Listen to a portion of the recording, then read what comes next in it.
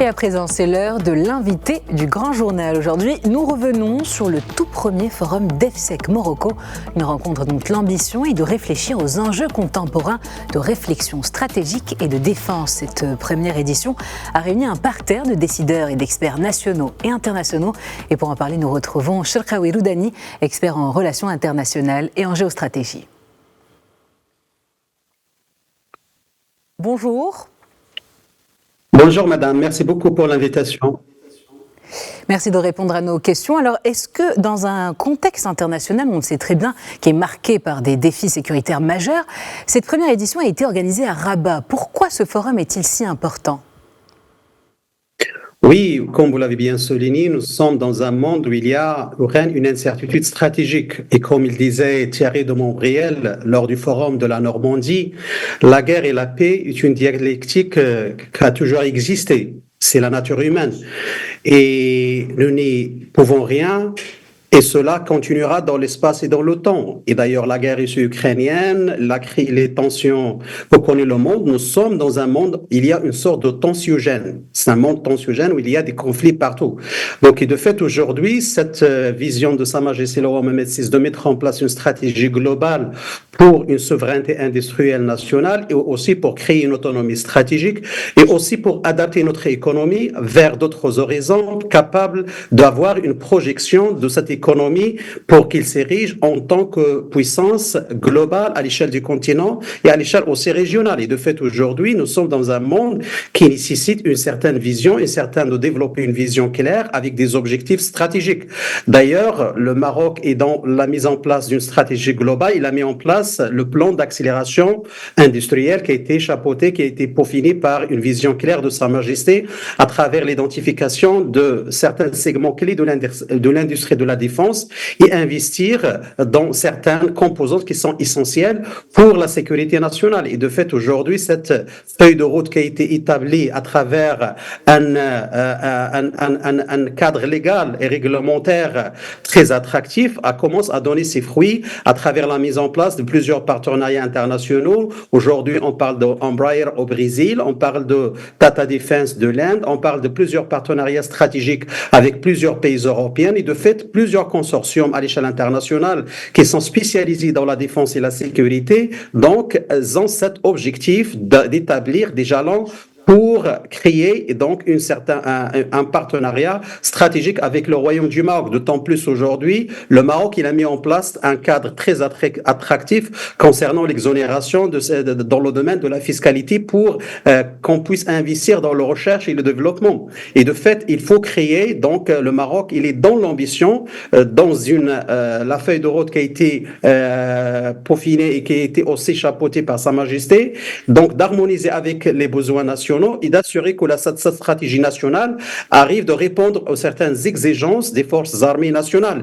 Et de fait, aujourd'hui, le Maroc, il est dans cette stratégie globale de mettre en place donc certaines composantes et aussi une vision claire pour créer d'abord une autonomie stratégique et aussi créer donc les mécanismes et les approches pour avoir une certaine souveraineté industrielle nationale dans le domaine de l'industrie de défense. Alors, selon de nombreux experts en défense et en sécurité, le Maroc est devenu un réel pourvoyeur de sécurité dans la région. Qu'est-ce qui a permis au Royaume d'atteindre cette position, selon vous, aujourd'hui ? Écoutez, aujourd'hui, le Maroc, c'est un pays pionnier à l'échelle du continent africain. Le Maroc, c'est un centre de gravité de plusieurs équations de dimension géostratégique à l'échelle de la Méditerranée. Donc, c'est un pays qui a donc un impact très positif et aussi qui pourrait avoir une valeur ajoutée dans la sécurisation de cet espace géopolitiquement qui est très important pour la sécurité maritime à l'échelle internationale. Le Maroc, c'est un pays africain, un pays atlantique avec deux visions de Sa Majesté, le roi Mohamed VI, d'inscrire les pays afro-atlantiques dans la géostratégie de l'Atlantique et aussi donc l'inscription des pays de l'Afrique subsaharienne et du Sahel dans la géostratégie de l'Atlantique. Et donc cette force et cette conception géostratégique marocaine, surtout avec que le Maroc aujourd'hui dispose de plusieurs atouts géostratégiques, nécessite donc ne peut pas être insensible vis-à-vis aussi à certains certains développements que connaît le monde entier. Donc, nous sommes, comme je viens de vous dire, nous sommes dans un monde où règne une incertitude stratégique, où il y a donc des tensions partout à l'échelle du continent africain, et aussi, il ne faut pas oublier la menace terroriste. Donc, nous avons un profondeur stratégique qui connaît certains vides géopolitiques, et de fait, le Maroc, il est dans une stratégie de mettre en place ce qu'on appelle une vision plus globale concernant la sécurité nationale. N'oublions pas aussi que le Maroc, aujourd'hui, il a des partenariats stratégiques avec les États-Unis, avec les pays européens, avec les pays africains. Donc récemment, nous avons vu comment le Maroc il participe dans plusieurs manœuvres militaires à l'échelle internationale, plus que 100 manœuvres militaires chaque année, notamment Africa Lion, Handshake, Obingham, aussi Flintlock, sont des manœuvres qui sont très très importantes dans la mise en place d'une interopérabilité interarmée à l'échelle nationale. Donc, c'est-à-dire nous sommes dans le multilatéralisme sécuritaire. N'oublions pas aussi que le Maroc, à travers une vision de perception de sa défense nationale, il a multiplié des alliances stratégiques en signant des accords avec des entreprises, avec des gouvernements étrangers pour le transfert des technologies et de coproduction. Et donc, nous sommes dans une stratégie globale qui arrive aussi donc le besoin d'une autonomie stratégique nationale et aussi d'une adaptation de notre économie, de l'industrialisation, de l'armement de défense avec les besoins et avec les exigences des forces armées nationales. Et de fait, nous sommes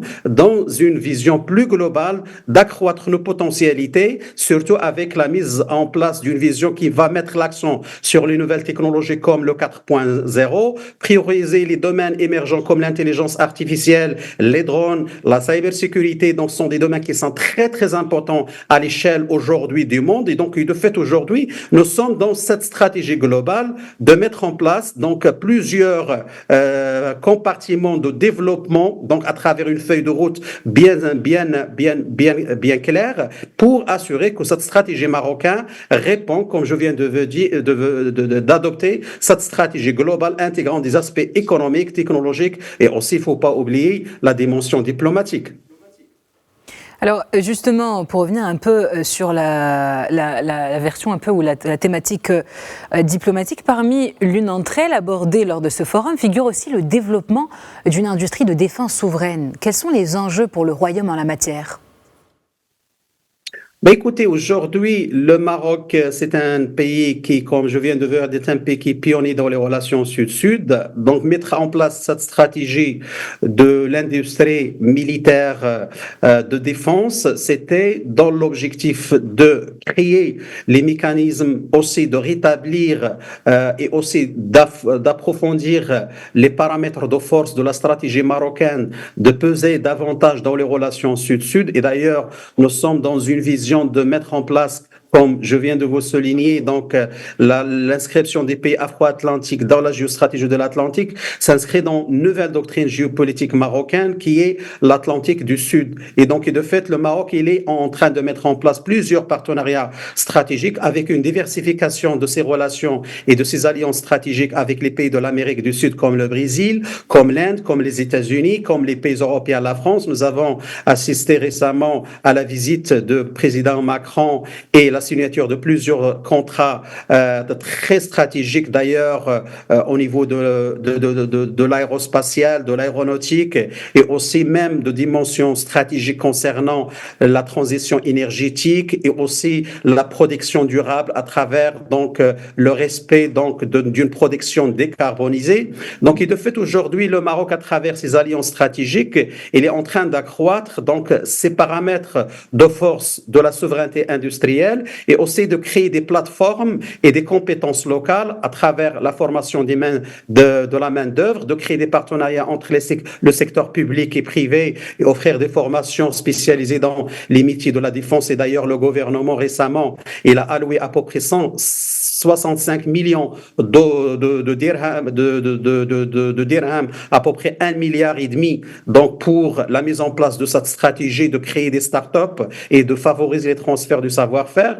Aussi, le Maroc a misé sur la collaboration avec des pays disposant d'une expertise avancée pour former des ingénieurs et des techniciens locaux, et aussi la mise en place des zones industrielles, des zones industrielles de l'industrie d'armement. Il y a 2 zones maintenant. On parle de la région high-tech de Tanger, qui est une région qui va dans l'harmonisation des besoins nationaux avec les exigences internationales. Et aussi, nous sommes vraiment dans une feuille de route qui est bien établie, qui a établi aussi les jalons pour atteindre une autonomie industrielle globale sur le long terme.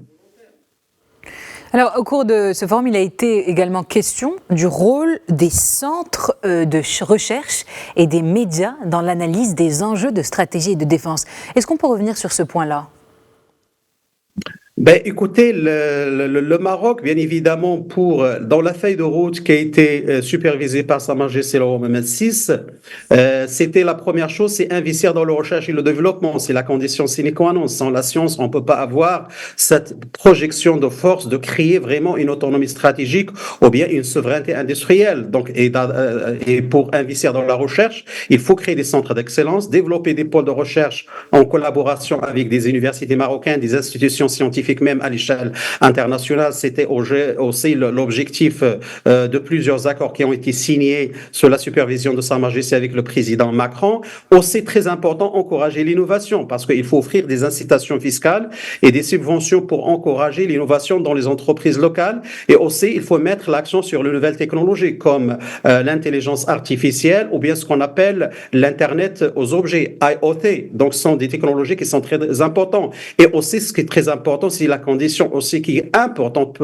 à mon point de vue, c'est prioriser les domaines émergents comme l'intelligence artificielle et la cybersécurité, la cyberdéfense. Aujourd'hui, il ne faut pas avoir que des drones ou bien des missiles hypersoniques, mais il faut savoir sécuriser ce qu'on appelle le système embarqué de ces missiles. Aujourd'hui, avec la technologie, avec aussi la puissance de l'intelligence artificielle, arriver de créer une communication sûre avec toutes les composantes d'une armée nécessite vraiment une stratégie plus globale sur ce qu'on appelle la cybersécurité, la cyberdéfense. Et c'est ça le domaine de la technologie. Je pense aujourd'hui le Maroc, et à travers plusieurs initiatives, à travers plusieurs stratégies globales, il est en train de mettre en place vraiment un développement sans précédent de cette technologie. Et je pense que le Maroc peut s'ériger dans peu de temps comme une puissance continentale dans cette stratégie globale de ce qu'on appelle l'industrie 4.0. C'est une industrie qui est très importante dans la mise en place d'une stratégie de défense et de sécurité. Et c'est pourquoi donc aussi il faut encourager davantage les partenariats internationaux, parce que en ayant des alliances stratégiques,